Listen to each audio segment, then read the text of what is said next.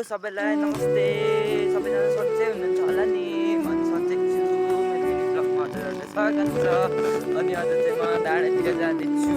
साथीहरू म चाहिँ डाँडामा आइसकेँ। पर घाम चाहिँ उता छ छ है घाम चाहिँ। हेर्नु सक्नुहुन्छ मौसम चाहिँ पुरा निलो सफा छ क्या मौसम। त्यो चाहिँ माथिको चाहिँ बुढी मराङ तमरगढीको बाटो हेर्नु सक्नुहुन्छ है। तमरगढीको बाटो सक्नुहुन्छ। गाउँ चाहिँ यता पर्छ कि म चाहिँ यता डाँडामा आएर छु। अनि घाम चाहिँ धुम्दातिर छ। त्यो पनि बाँसको पोल्छिया छ।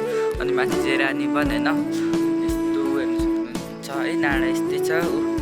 अनि यहाँदेखि मुनि भिड छ क्या। यहाँदेखि लड्यो भने चाहिँ फेरि तल सिधा तल देख्नु हुँदैछ। अनि तल तल तल पुगिन्छ घुटेर अनि तल पुगिन्छ।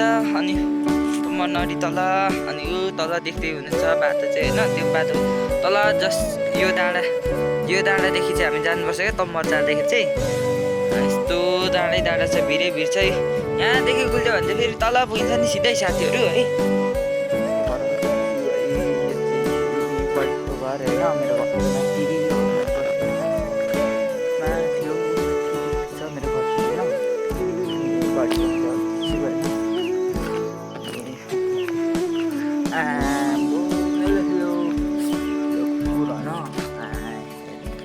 Oi, kopi.